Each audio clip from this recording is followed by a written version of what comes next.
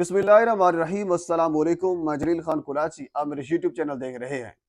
नाज़रीन, पिछले चंद दिनों से पाकिस्तान में जो कुछ हो रहा है वो सभी आपके सामने है। बच्चे गिरफ्तार हुए, खवातीन गिरफ्तार हुई, खवातीन से जेलों में जिनसी इस्तेहसाल के हवाले से बातचीत हुई।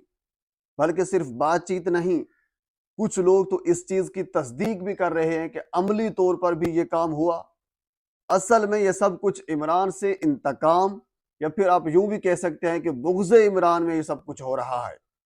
अब तो इस हुकूमत ने सारी हदें पार कर दी हैं, क्योंकि आप भी जानते हैं कि कुछ ऐसी शख्सियात होती हैं जिनका किसी सियासी जमात से कोई ताल्लुक नहीं होता, किसी सियासी जमात से कोई वाबस्तगी नहीं होती।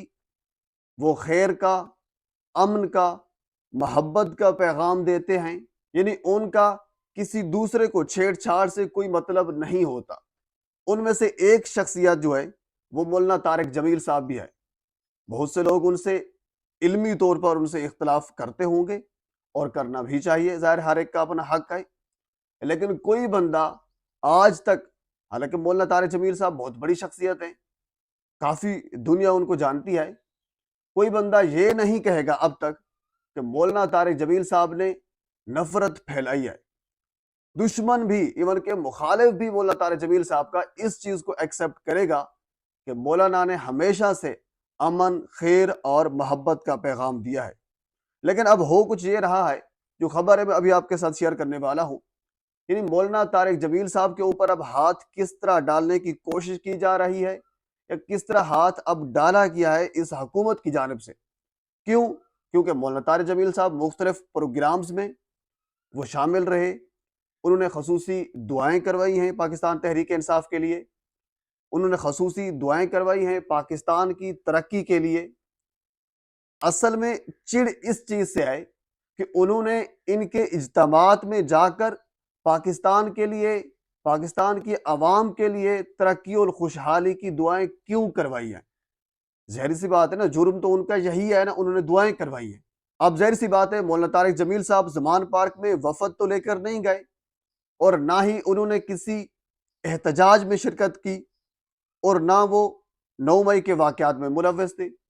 नियो न्यूज़ की खबर है, आप जानते हैं जियो न्यूज़ का एक भाई, इसको आप कह सकते हैं नियो न्यूज़ को। नियो न्यूज़ ने खबर ब्रेक की है। उन्होंने कहा है कि मौलाना तारिक जमील के अकाउंट्स में करोड़ों रुपए इब्तदाई तहकीकात में तहलका खेज इंकशाफात मंजर आम पर आ गए। सही होगा। अच्छा, पहले मैं आपको ये बता दूं कि जो लोग मौलाना तारिक जमील साहब को ज़ाती तौर पर जानते हैं, जिनको ये पता है मौलाना तारिक जमील का कि वो कहाँ से ताल्लुक़ रखते हैं और किस ख़ानदान से ताल्लुक़ रखते हैं, तो वो कभी इस चीज़ पर, यानी इस खबर पर कान नहीं धरेंगे, क्योंकि उनको पता है कि ज़ाती तौर पर मौलाना तारिक जमील साहब फाइनेंशियली तौर पर काफ़ी मजबूत घराने से ताल्लुक़ है। उनका एक बड़े ज़मींदार घराने से ताल्लुक़ है। यानी मौलाना का, चाहे वो जौन सा भी मौलाना हो, मौलाना का अमीर होना, उनके अकाउंट में पैसे होना, ये जुर्म है। अगर आपके यानी पैसे पाकिस्तान से बाहर चले जाएं और बाहर जाकर आप मुख्तलिफ अपार्टमेंट्स बना लें, तो कोई जुर्म नहीं है। अगर कोई मौलाना, अगर मेरे जैसा बंदा भी फर्ज कर लें, अपने अकाउंट में अपने चंद पैसे रख ले, तो वो जुर्म बन जाता है। उन्होंने कहीं से करप्शन किया है, कहीं से कुछ लिया है, कहीं से कुछ खुद बुर्द की है, तो वो आप सामने लेकर आए ना, फलां के अकाउंट में इतने पैसे हैं, ये जुर्म बन गया है।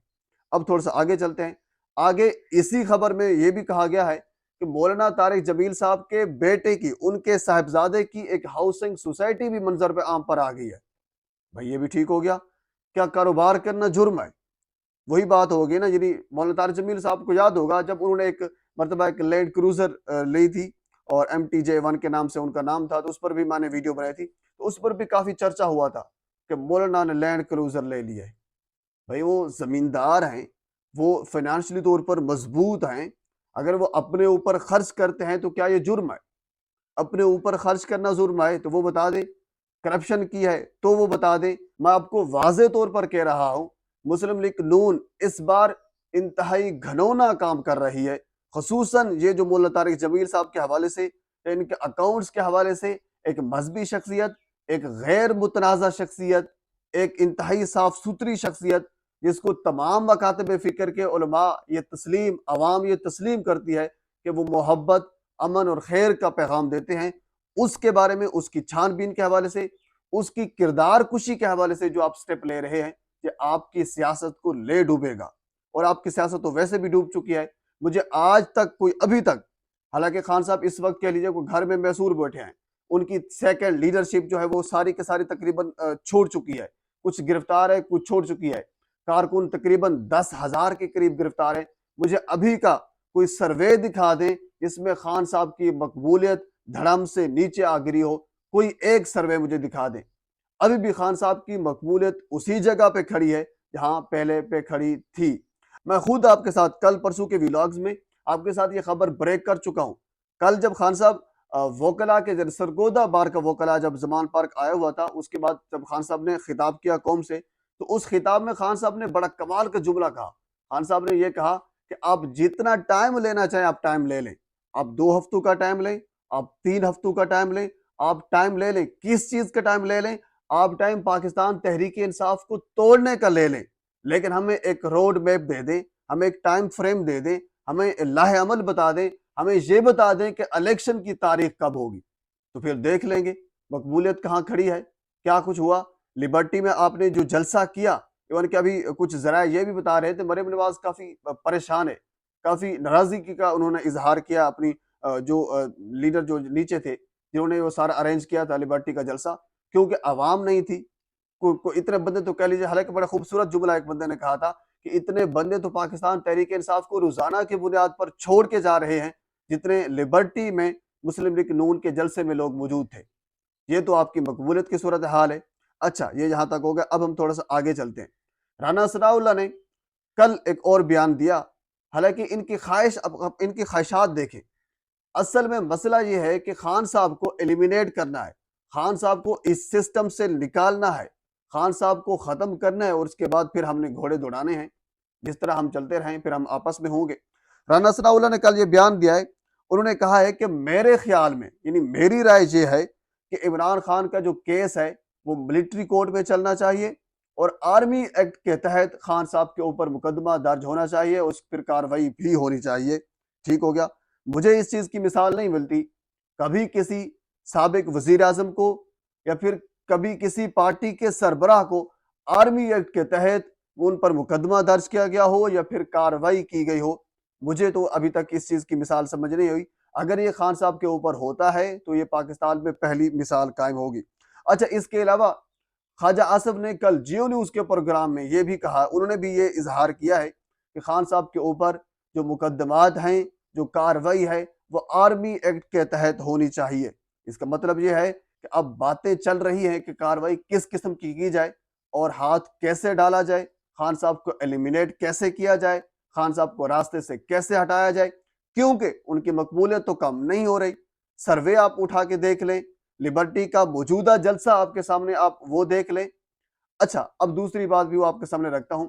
مجھے اس چیز کی بھی سمجھ نہیں آتی، اگر نواز شریف صاحب لندن سے پاکستان واپس نہیں آ رہے تو اس کی سزا ہمیں کیوں دی جا رہی ہے، اس کی سزا پاکستانی قوم کو کیوں دی جا رہی ہے؟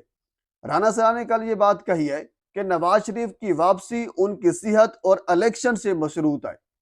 اچھا بھائی، ٹھیک ہو گیا۔ اس سے پہلے ہمیں یہ بتایا گیا تھا کہ ان کی صحت خراب ہے، جب بھی ان کی صحت ٹھیک ہوگی تو وہ وطن واپس آ جائیں گے۔ اس کے بعد ہمیں یہ بتایا گیا تھا کہ جب میدان لیول ہوگا پھر واپس آ جائیں گے۔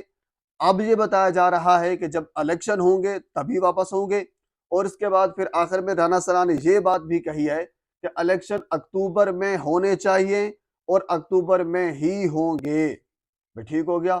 آپ کی بھینس، آپ کی لاٹھی، جس طرح آپ چلائیں ملک کو آپ ویسے ہی چلا سکتے ہیں۔ ہمارا تو زور نہیں چلتا، نہ عدالتوں کا چلتا ہے، نہ قانون کا چلتا ہے، نہ آئین کا چلتا ہے۔ جہاں زور چلتا ہے تو وہ پھر ڈنڈے کا زور چلتا ہے، زبردستی کا زور چلتا ہے، تو وہ جو کچھ آپ کر رہے ہیں وہ آپ کے سامنے ہے۔ بالکل آپ اکتوبر میں بھی الیکشن کروا سکتے ہیں، اکتوبر سے آگے بھی لے کر جا سکتے ہیں، آپ نگراں حکومتیں غیر آئینی طور پر بھی چلا سکتے ہیں، آپ جو کچھ بھی کرنا چاہیں آپ کر سکتے ہیں۔ تو ناظرین، یہ پاکستان کے سیاسی منظر نامے میں اب تک کی اپڈیٹ ہے۔ مزید اس حوالے سے جو کچھ میرے تک پہنچے گا میں بر وقت آپ تک پہنچانے کی کوشش کروں گا۔ ایک مرتبہ پھر آپ سے گزارش ہے میرے چینل کو سبسکرائب کر دیں تاکہ آنے والے ہر انفارمیٹیو ویڈیو آپ تک پہنچ سکے۔ اللہ حافظ۔